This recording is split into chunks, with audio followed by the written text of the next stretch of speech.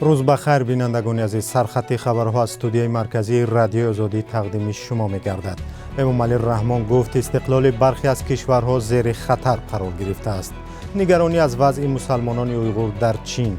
صاحب صحیفه ویب جوانان نارک برای همکاری با مخالفین بازداشت شده است. مهاجر تاجیک را نگذاشتند که با 600,000 روبل از روسیه بیرون شود. این و دیگر خبرها در ادامه برنامه. امامعلی رحمان پرزیدنت تاجیکستان در سخنرانیش به خاطر آغاز سال نو تحصیل وضع جهان را حساس و مرکب و پیشگویی نشونده نامیده گفته است استقلال بعضی کشورها زیر خطر جدی قرار دارد. او روز 1 سپتامبر در افتتاح بینای نوی دانشگاه طبی تاجیکستان با یادآوری از جنگ شهروندی تاجیکستان و اینکه مردم تاجیکستان دهشت جنگ را فراموش نمی‌کنند از وضع پیچیده و بحرانی جهان نگرانی کرد. امامعلی رحمان به هیچ حادثه مشخص اشاره نکرد ولی گفت پس از جنگ دوم جهان مشکل‌ترین و خطربارترین دوره تاریخی فرا رسیده است. به اندیشه او روندی از نو تقسیم کردن جهان به میان آمده است. کشورها مسلح می شوند و جنگ سرد تا رفت شدت می گیرد. بینندگان ارجمند تفصیلات این سخنرانی را در برنامه اخبار پس از 3 ساعت پیشکشی شما می کنیم. کمیسریت عالی حقوق بشر سازمان ملل متحد روز چهارشنبه 31 آگوست در گزارش اعلام کرد که حکومت چین در جریان اقدام‌های خود علیه مسلمانان اویغور و دیگر اقلیت‌های قومی در شینجان ممکن است دست به جنایت علیه بشریت زده باشد.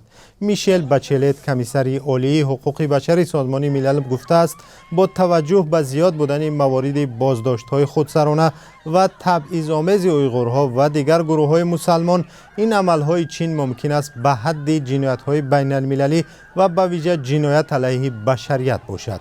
بر اساس گزارش نهادهای بین‌المللی و حکومت‌های غربی چین بیش از 1 میلیون نفر از ترک‌های مسلمان اویغور را که در منطقه شینجان به سر میبرند در اردوگاه‌های اجباری نگاه می‌دارد و در تلاش برای نسل کشی ساکنان این منطقه است.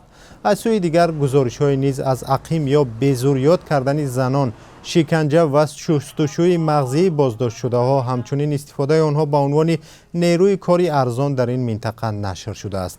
چین گزارشات درباره اردوگاه یا بازداشتگاه‌های مجبوری را رد کرده آنها را مرکزهای بازآموزی برای مبارزه با افراطگرایی مینامد و ادعا می‌کند که با این افراد در این مرکزها بدرفتاری نمی‌شود. بینندگان ارجمند قبل از ادامه برنامه به یک آگهی مهم توجه کنید. بیننده گرامی، ساعت پخش برنامه‌های تلویزیونی رادیوی آزادی از روز 1 اکتبر تغییر می‌یابد.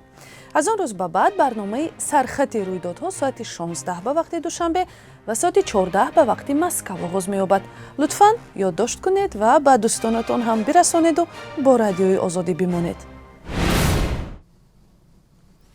مقامات تاجیک خبر دادند که صاحب صحیفه اینستاگرامی ویب جوانان نارک را بازداشت کردند. در صحیفه اینستاگرام منصبداران نارک تنقید می شدند و از کمبودی‌های این شهر تاجیکستان در این صحیفه نوار نشر می شد.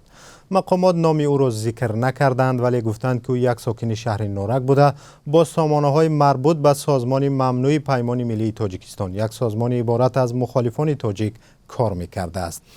سید احرار میرزازاده سردار شعبه کارهای داخلی شهر نارک در نشریه رسمی وزارت کارهای داخلی گفته است که این ساکن نارک را زمان بازداشت کردند که از یک انشاءات شهر در صحیفه‌اش نوار پخش کرد و آنها وقتی تفتیش دیدند که دوربین‌های مشاهده‌ای او را ثبت کرده است. با گفته این مقامدار از تلفن او نوارهای قبلا گویا به سامانه‌های مخالفین فرستاده او پیدا شده است. هنوز مخالفین تاجیک به این ادعا پاسخ ندادند ولی در گذشته چنین گزارش‌های مقامات تاجیک را دروغ و بهانه برای سرکوب دیگراندیشان نامیده بودند. فعالان مخالفین میگویند حالا هر کسی که در تاجیکستان با دیدگاه انتقادی مطلب نشر میکند از او پیروی سازمان‌های ممنوع نام میبرند. در تاجیکستان 10 نفر از جمله 4 ژورنالیست شناخته مثل عبدالستار پیر محمدزاده، دلیر امامعلی، عبدالله غربتی و ذوقی‌بک سیدامینی که مطلب‌های انتقادی نشر میکردند با جرم همکاری با سازمان‌های ممنوع بازداشت شدند. سازمان‌های حامی حقوق ژورنالیستان این را بهانه مقامات برای سرکوب دیگراندیشان مینامند و حکومت تاجیکستان را برای این تنقید میکنند. در فرودگاه شهری چلیابنسک روسیه یک شهروند تاجیکستان را برای تلاش به ثبت اعلامیه گمرکی بیرون کردن 600,000 روبل روسی که حدود 10,000 دلار آمریکایی می شود بازداشت کردند. از این شهروند نام بردن نمی شود ولی گفته می شود که او به دوشنبه باید پرواز می کرد.